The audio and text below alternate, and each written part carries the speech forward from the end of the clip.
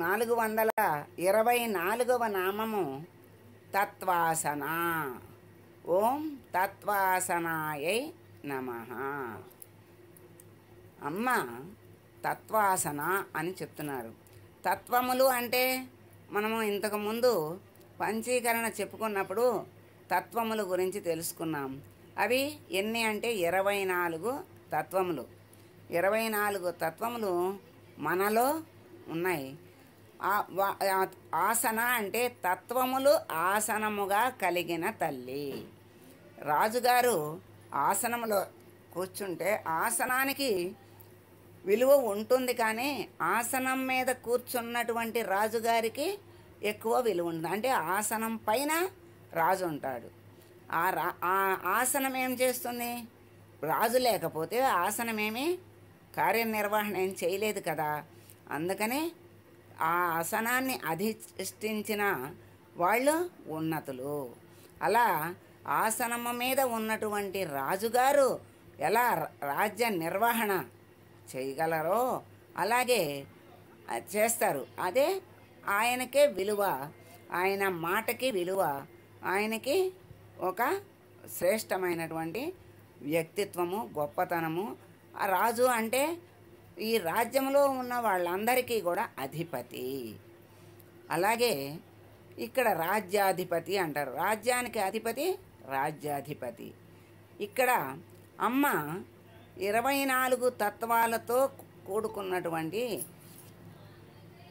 ఆ 24 తత్వములను ఆసనముగా చేసుకున్నటువంటి తల్లి అని ఇక్కడ చెప్తున్నారు.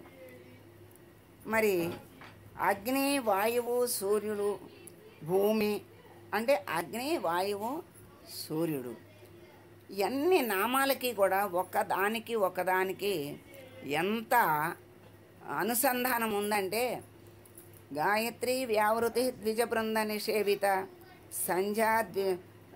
సంధ్యా ద్విజబృంద నిషేవిత తత్వాసన తత్వమయి పంచకోశాంతరస్థిత.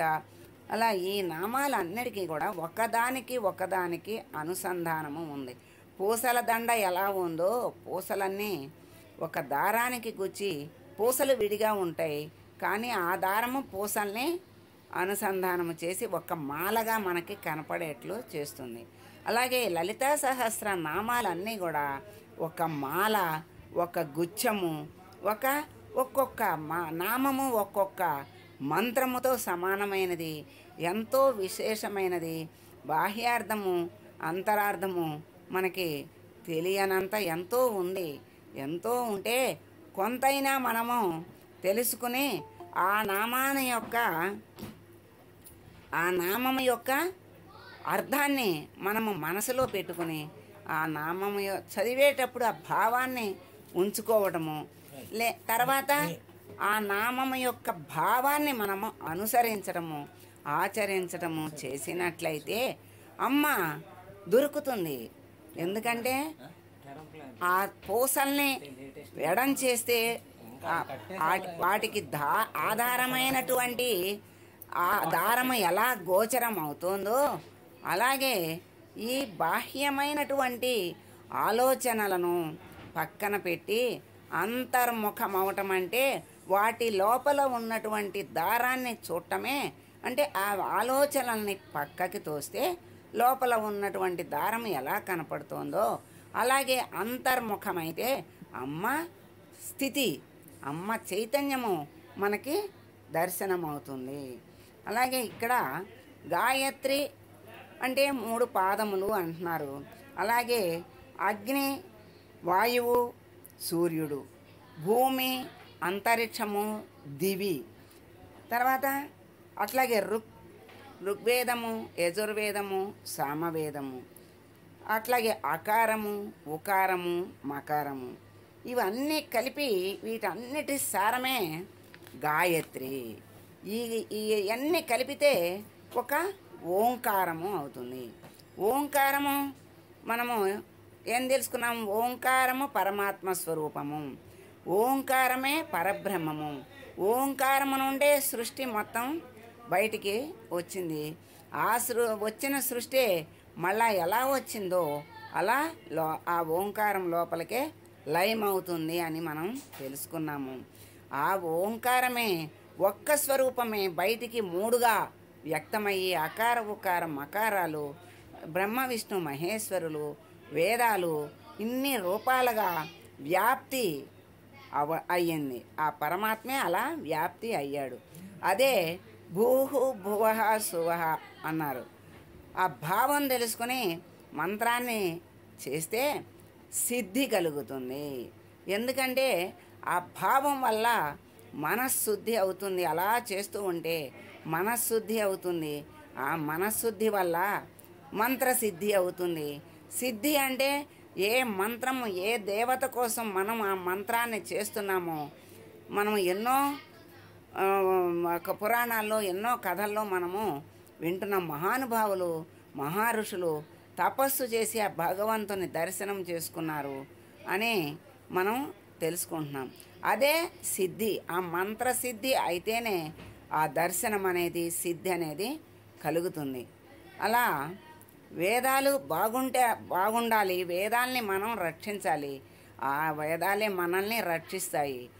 ఈ సంస్కృతి వేదాలు అడుగంటినప్పుడు మహానుభావులు ఉదయించి మళ్ళీ వాటిని సంస్కరించి మన భారత దేశం యొక్క సంస్కృతిని ఆ సంప్రదాయాల్ని అలా మళ్ళీ మనకి అందజేస్తున్నారు. వాటిని ఎంతో కష్టపడి వాళ్ళు సాధించి మనకి అందించిన దాన్ని మనము అందుకోవడమే కష్టమైపోతోంది. అందుకున్న దాన్ని అనుసరించడం అంతకంటే కష్టమైపోతుంది. కానీ అందుకుని అనుసరించితే వచ్చే ఫలితాలు మాత్రం మనకు కావాలి. భగవంతుడి అనుగ్రహం కావాలి. కానీ భగవంతుని అనుగ్రహం కోసం మనం చెయ్యాల్సినంత చేయటల్లా. మనం నుయ్యి తవ్వితే నీళ్ళు వస్తాయి అని తెలుసు చెప్పారు. మరి ఆ నుయ్యిని పుల్లబట్టుకొని తవ్వితే అసలు ఎన్ని జన్మలు ఎత్తితే ఆ నుయ్యి అవుతుంది? అసలు వస్తుందా? రాదు. అలా ఏది ఎలా చెయ్యాలో పోని ఒక చోట తవ్వి ఒక 5 అడుగులు పడలేదని ఇంకో చోట 5 అడుగులు తవ్వి అట్లా ఎన్ని 5లు తవ్వినా అది నీళ్లు పడవు. మనకు కావాల్సింది రాదు.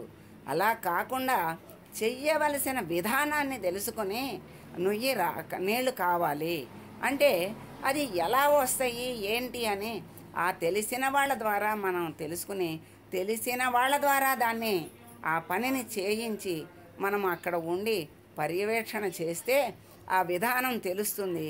దానికి ఆ విధానము తెలిసినప్పుడు అలా చూస్తూ ఉండి ఆ నీళ్లు పడిన తర్వాత ఆ నీళ్ళని మనము అనుభవిస్తున్నాం, తాగుతున్నాం కదా.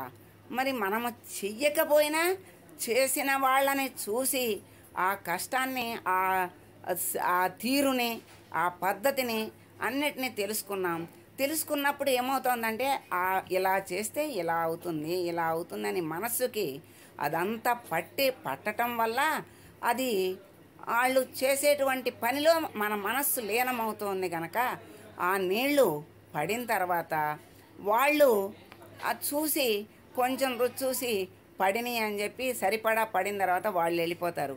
కానీ ఆ నీళ్ళని అనుభవించేది మనమే జీవితాంతం. అంటే వాళ్ళు మనకి అందించిన దాన్ని మనము అందుకుంటే ఎంత భాగ్యమో ఎంత సౌభాగ్యమో. మనకు వాళ్ళు ఎంతో కష్టపడి మనకి అందించినటువంటి మధురమైన ఆనందాన్ని అమృతతుల్యమైనటువంటి ఆ అర్థాల్ని మనము ఎంతో కొంతన్నా మనకి అమ్మ అనుగ్రహించినంత మనకి ప్రాప్తమున్నంత మనకి ఎంత ప్రాప్తం ఉంటే అమ్మ మనకి అంత అందిస్తుంది.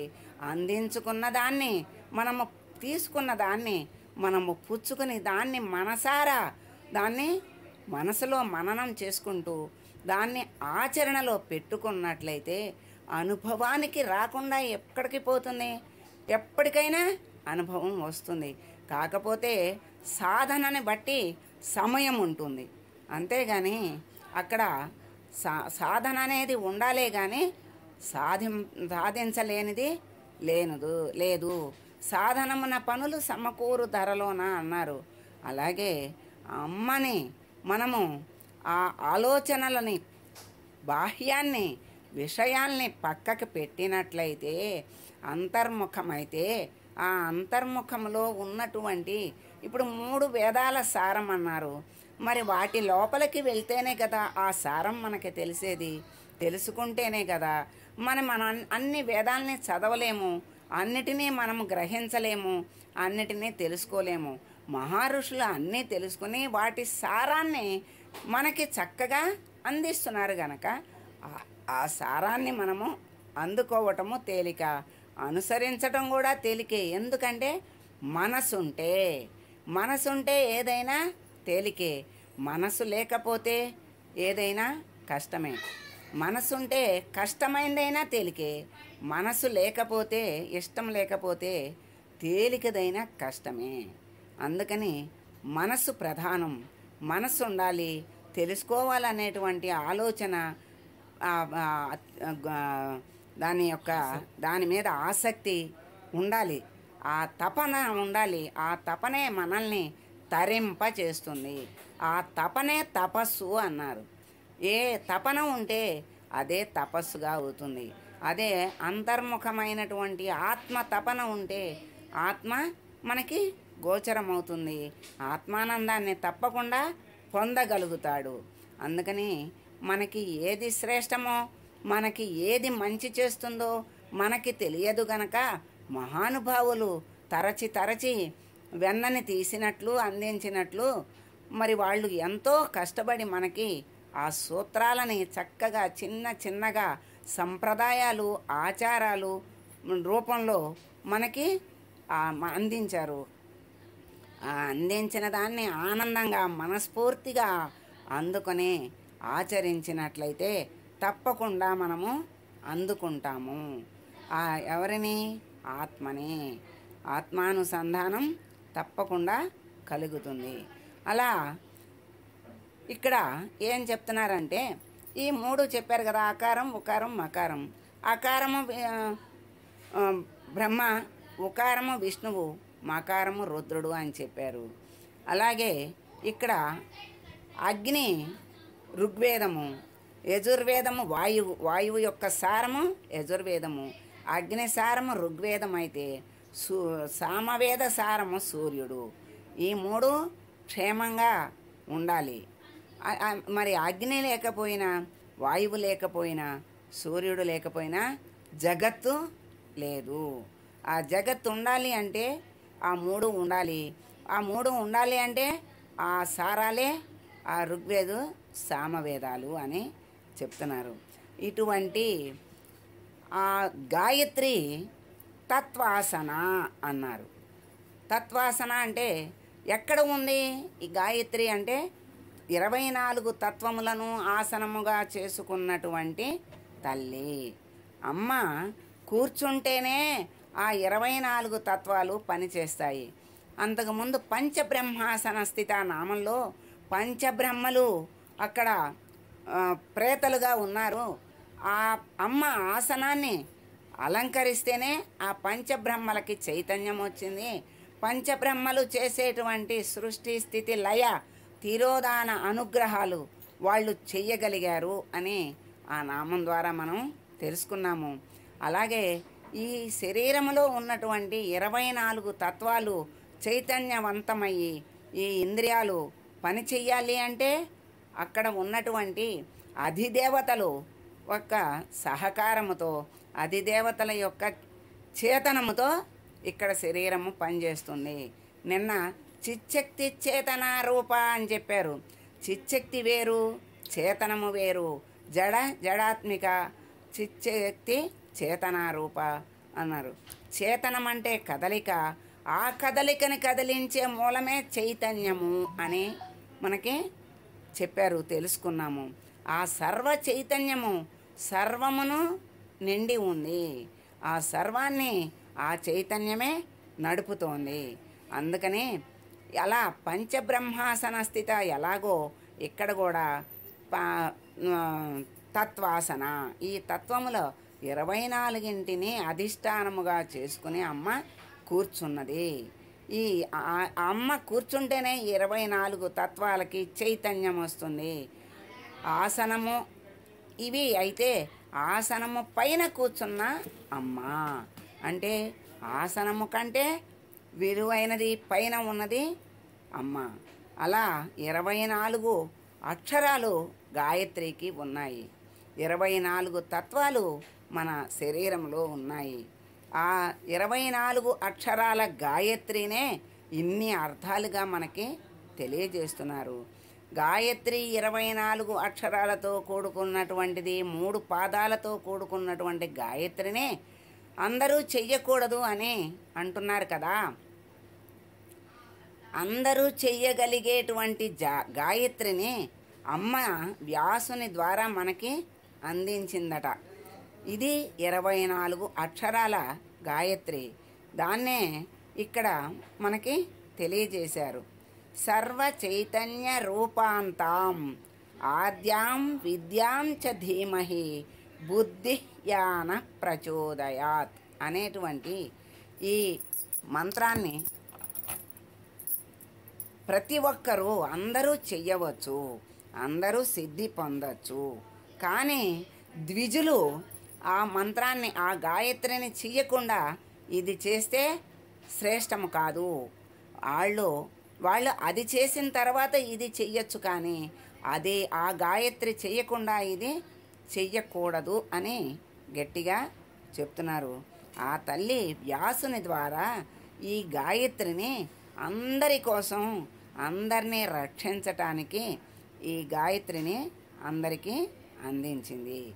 ఈ గాయత్రి ద్వారా అందరూ పరమ జ్ఞానాన్ని పొందొచ్చు, పరమ సిద్ధిని అంటే మోక్షాన్ని కూడా పొందొచ్చు. ఇది చెయ్యకూడదు అనేది ఎవరికి లేదు, ఇది అందరూ చేసి తరించవచ్చు. అలాగే ఈ 24 తత్వాలు ఎక్కడున్నాయి అంటే మన దేహంలోనే ఉన్నాయి. మన దేహము అంటే స్థూల దేహము. వీటి మీద కూర్చుని వీటిని నడుపుతోంది, అందుకే తత్వాసన అన్నారు. అటువంటి ఈ 24 తో కూర్చున్నటువంటి అమ్మ 24 తత్వాలను ఆసనంగా చేసుకున్నటువంటి అమ్మ తత్వాసన.